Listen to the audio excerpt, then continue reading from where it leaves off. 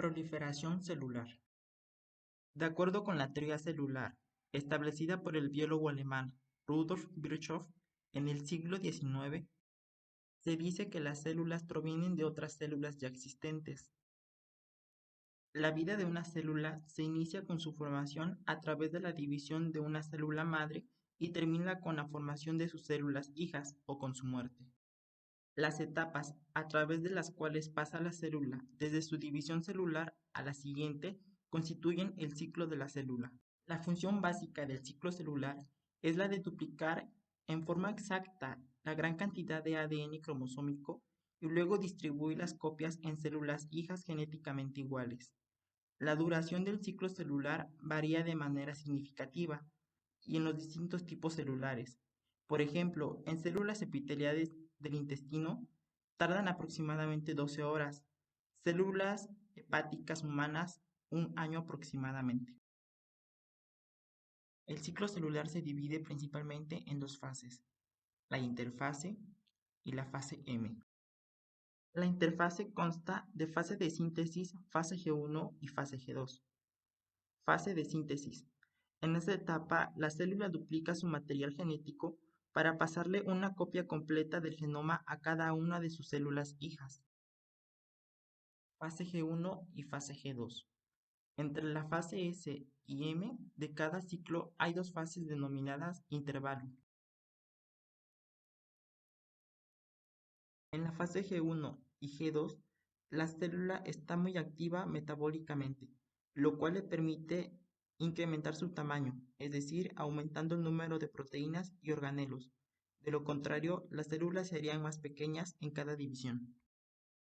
Fase M, mitosis. En esta fase se reparte a las células hijas el material genético duplicado a través de la segregación de los cromosomas. La fase M para su estudio se divide en profase, metafase, anafase, telofase, citocinesis. Cuando ya no se requieren más células, estas entran en un estado denominado G0, el cual abandonan el ciclo celular y entran en un periodo de latencia. Esto no significa que entren en reposo, ya que estas células siguen presentando un metabolismo activo. Ahora bien, si estas células reciben el estímulo adecuado, abandonan el estado G0 y entrarán al G1. Algunas poblaciones celulares altamente especializadas, como las fibras musculares o neuronas, al entrar en este estado G0 abandonan indefinidamente el ciclo celular. Componentes del sistema de control del ciclo celular. Puntos de control del ciclo celular. Tenemos 3 puntos de control para el ciclo celular. El primero es el punto de control G1. En este punto se revisa que las composiciones del medio sean favorables para la proliferación celular. El punto de control G1 es el punto principal para una célula, ya que en este punto debe elegirse si la célula se divide o no. Este punto de control verifica el tamaño. La célula es suficientemente grande para dividirse. Los nutrientes. ¿Tienen las células suficientes reservas de energía o nutrientes disponibles para dividirse?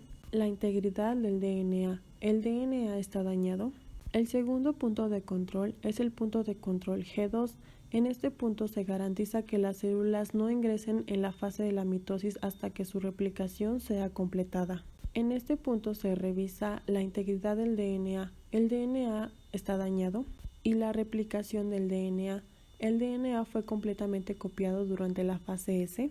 Si se detectan errores o daños, la célula se detendrá brevemente en el punto de control G2 para permitir que se realicen las reparaciones correspondientes. Si los mecanismos en el punto de control detectan problemas en el DNA, el ciclo celular se detiene y la célula intenta completar la replicación del DNA o reparar el DNA dañado. El tercer y último punto de control es el punto de control M, que también es conocido como el punto de control del uso. La célula examina si todas las cromátidas hermanas están unidas correctamente a los microtúbulos del uso. Debido a que la separación de las cromátidas hermanas durante la anafase es un paso irreversible, el ciclo no procederá hasta que todos los cromosomas estén firmemente unidos, o por lo menos 2 fibras del uso de los polos opuestos de la célula. Sustancias que controlan el ciclo celular. Aquí tenemos a las ciclinas. Las ciclinas están entre las reguladoras centrales más importantes del ciclo celular. Existen 4 tipos básicos: ciclinas de G1, ciclinas de G1S, ciclinas de S y ciclinas de M. Como su nombre lo indican, cada ciclina está asociada a una fase, transición o grupo de fases particular en el ciclo celular y ayuda a impulsar los eventos de esa fase o periodo. Por ejemplo, tenemos a la ciclina M, promueve los eventos de la fase M, tales como la descomposición de la envoltura nuclear y la condensación de los cromosomas. También tenemos a la CDK o quinasa. La CDK conjunto con las ciclinas forman complejos, siendo las mayores controladores del ciclo celular. Y también tenemos al factor promotor de la maduración, que está conformado por 2 subunidades, CDK y ciclinas. Ahora les explicaré un poco de este proceso. Para que la célula abandone la fase G1 e ingrese a la fase S, la ciclina G1 aumenta su concentración a partir del punto R y activa la quinasa CDK2. A partir de ese momento, ambas moléculas proteicas conforman un factor de promotor de la replicación, que activa la síntesis de ADN. Cuando la concentración de ciclina decrece, la CDK2 se libera y el complejo FPR desactiva. Los niveles de CDK2 son constantes en todo el ciclo. Una vez superada la fase G2, se activa el inicio de la mitosis. Al final de la G2 aumenta la concentración de la ciclina mitótica y al alcanzar una determinada concentración se une a la CDC2 componiendo el factor promotor de la mitosis, que se encarga de fosforilar proteínas con funciones esenciales durante la mitosis. Cuando todos los cinetócoros se han ligado a las fibras del huso, se desactiva este complejo. El punto de restricción del ciclo celular se encuentra casi al final de G1. Se conoce así puesto que si la célula lo pasa, se encuentra comprometida irreversiblemente a entrar en ciclo celular, independientemente de lo que suceda en el exterior. Ello ocurre a través de este proceso. Las ciclinas D y E aumentan su nivel y se combinan con quinasas dependientes de ciclinas, que son enzimas fosforilizantes. Las quinasas activas transfieren fosfatos del ATP a la proteína PRB, que es el freno del ciclo celular. Cuando la PRB se fosforila, libera factores de transcripción que actúan sobre los genes. Estos genes estimulados producirán las proteínas necesarias para que avance el ciclo celular. El sistema de control depende de la protólisis cíclica. Entonces, la fosforilación y la desfosforilación representan uno de los métodos utilizados con mayor frecuencia por las células para estimar o inhibir la actividad de una proteína, y el sistema de control del ciclo celular utiliza este recurso de forma repetida. Las reacciones de fosforilación que controlan el ciclo celular son llevadas a cabo por un conjunto específico de proteínas cinasas, que son la CDK, enzimas que transfieren un grupo fosfato a una célula diana. Estas CDK se encuentran presentes durante todo el ciclo celular en las células en proliferación. Sin embargo, estas proteínas solo se activan en momentos determinados del ciclo, cuando se unen a las ciclinas, pasando con rapidez después al estado de desactivación. Por lo tanto, la actividad de estas cinasas fluctúa cíclica en cuanto a su activación y desactivación. La activación de la CDK va a depender de la variación cíclica de concentración de quinasas, las cuales están presentes en todo el ciclo celular pero a mayor o menor concentración. Cuando la concentración de las quinasas es baja, las quinasas y CDK están separadas, sin poder unirse, estando estas últimas inactivas. Cuando la concentración de las quinasas es alta, las CDK se unen a ellas activándose y formando el complejo ciclina-CDK. Proteínas inhibidoras del ciclo celular. P53. Proteína supresora de tumores. Es una proteína que funciona bloqueando el ciclo celular si el DNA está dañado. Codificada por un gen supresor tumoral. Si el daño es severo, esta proteína puede provocar la apoptosis o muerte celular programada. A la P53 se le conoce como el guardián del genoma. Los niveles de P53 están aumentados en las células lesionadas, como por ejemplo por radiaciones ionizantes, con lo que se aumenta el tiempo para reparar el DNA bloqueado por el ciclo celular. Las mutaciones de la P53 son más frecuentes encontradas en el cáncer. Las mutaciones de la P53 heredables producen el síndrome de Li-Fraumeni, que conducen a una alta frecuencia de cáncer en los individuos afectados. P27 es una proteína que se une a las ciclinas y CDK bloqueando la entrada en la fase S y está bajo el control de la proteína supresora de tumores P53. Se ha demostrado que niveles bajos de P27 predicen un mal pronóstico para los pacientes con cáncer de mama. P21. Esta proteína puede actuar inhibiendo la duplicación en células que ya se encuentran en la fase S.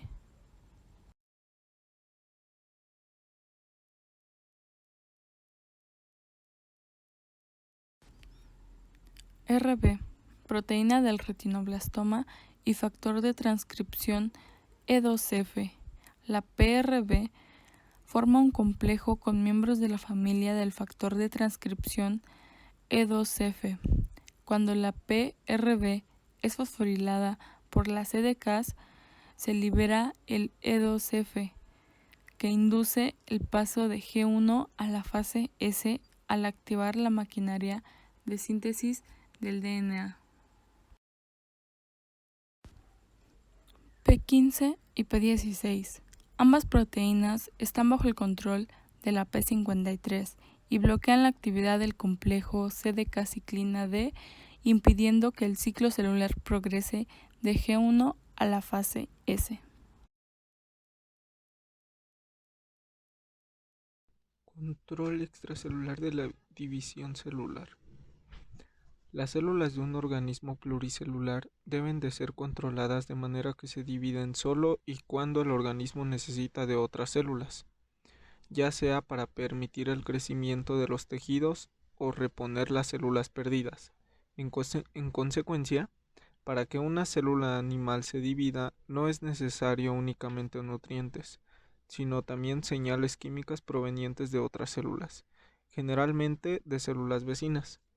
La mayoría de las moléculas de señalización extracelular son proteínas solubles secretadas por otras células o proteínas unidas a la superficie de otras células o a la matriz extracelular.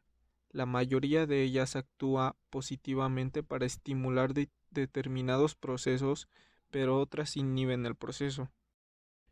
Estos controles se dividen en mitógenos, que son factores de crecimiento, y factores de supervivencia. Factores de crecimiento. El crecimiento de un organismo o de un órgano depende tanto del crecimiento como de las divisiones celulares. Los factores de crecimiento estimulan el crecimiento celular mediante la promoción de la síntesis y la inhibición de proteínas y otras macromoléculas. El crecimiento de una célula no depende del ciclo celular. Por ejemplo, las células nerviosas y musculares crecen sobre todo después de la división celular. Al igual que la mayoría de los mitógenos, los factores de crecimiento se unen a receptores de superficie celular que luego activan diversas vías de señalización intracelular, las cuales podrán incluir un aumento de la síntesis proteica o bien una disminución de la degradación proteica. Todo ello conduce al crecimiento celular. Los factores de crecimiento son factores de crecimiento epitelial. Estimulan la división al unirse a un receptor de tiroxina, quinasa de la membrana celular, que causa el crecimiento de los dientes. Factor de crecimiento transformante alfa. Es un homólogo al anterior y se une a su mismo receptor.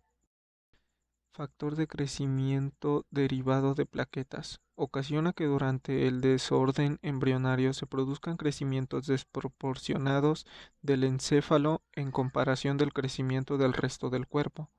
Estimula la migración y proliferación de fibroblastos, células musculares lisas y monocitos, pero también tienen otras propiedades proinflamatorias. Factor de crecimiento fibroblástico. Se une a la heparina y a otras moléculas aniónicas. Poseen otras actividades además de estimular del crecimiento celular. Factor de crecimiento transformante beta. citoquinas, IL-1-TNF. Estos factores no solo inhiben a las células epiteliales, sino que dependen del tipo de células en la que incidan, pudiendo favorecer el crecimiento como en las células mesenquimatosas. En concentraciones bajas inducen la síntesis de PDGF, siendo mitógeno directo. Los factores de supervivencia promueven la supervivencia celular por supresión de los programas de suicidio intracelular o apoptosis. Esta necesidad de señales de otras células para la supervivencia contribuye a que las células solo sobrevivan cuando y donde se les requiera. Por ejemplo, las neuronas son producidas en exceso y entre ellas compiten en la obtención de factores de crecimiento, siendo las que más obtengan las que sobrevivirán. Al igual que los mitógenos y los factores de crecimiento, los factores de supervivencia suelen unirse a receptores de membrana celular, lo cual activa vías de señalización intracelular que inhiben la muerte celular, en general mediante la regulación de proteínas pertenecientes a la familia BCL2. Algunos son IL-3, SCF y IGF-1, siendo este último secretado principalmente por el hígado en respuesta a señales de la hormona del crecimiento GH. Matriz extracelular e interacción célula-matriz. La matriz extracelular MS es un complejo macromolecular dinámico y en constante remodelación que se sintetiza a nivel local y que constituye una proporción importante de cualquier tejido. Las macromoléculas que constituyen a la matriz extracelular son de 4 grandes tipos: sistema colágeno, sistema elástico, proteoglicanos, glicoproteínas multifuncionales como la lamina, fibronectina, tenasina, trombospodina y otras. Cada una desempeña funciones de manera integrada con las demás. Esto hace que la matriz sea calificada como un verdadero complejo funcional. Los colágenos y el sistema elástico constituyen la arquitectura de la matriz extracelular. Las glicoproteínas actúan como moléculas de adhesión del sustrato intercelular, importantes en las interacciones célula-célula, célula-matriz. Los glicosaminoglicanos y proteoglicanos tienen un papel fundamental en el equilibrio hidroelectrolítico y ácido básico. La matriz extracelular proporciona turgencia a los tejidos blandos, rigidez al hueso, sustrato para la adherencia celular y es impredecible para la regulación del crecimiento, el movimiento y la diferenciación de las células que residen en ella. Existen dos formas básicas de matriz extracelular. 1. Matriz intersticial. Se encuentran en los espacios que separan las células del tejido conjuntivo entre el epitelio, las estructuras vasculares y musculares lisas de sostén, sintetizada por las células mesenquimatósicas, por ejemplo, fibroblastos. Sus componentes principales son los colágenos, fibrilares y no fibrilares, protoglucanos y proteínas. 2. Membrana basal. Se encuentra bajo los epitelios y su síntesis depende tanto de estos como de las células mesenquimatósicas subyacentes. Sus principales componentes son el colágeno tipo 4 y glucoproteínas no adhesivas. Su función es la de separar el tejido epitelial del conjuntivo y formar parte del aparato filtrador del riñón. En el crecimiento y la diferenciación celular intervienen al menos dos tipos de señales que actúan en concierto. Una procede de moléculas solubles como los factores de crecimiento polipeptídicos y los inhibidores del crecimiento. En la otra participan componentes insolubles de la matriz extracelular que interactúan con las integrinas celulares. La interacción entre la matriz extracelular y los factores de crecimiento pueden influir en el crecimiento, la movilidad, la diferenciación y la síntesis proteica celular. Las integrinas se unen a la matriz extracelular e interactúan con el citoesqueleto en complejos de adherencia focal. Esto puede iniciar la síntesis de segundos mensajeros intracelulares o mediar directamente las señales nucleares. Los receptores de los factores de crecimiento situados en la superficie celular también pueden iniciar las segundas señales. Todos son integrados por la célula para generar distintas respuestas como variaciones de crecimiento, la locomoción o la diferenciación celular.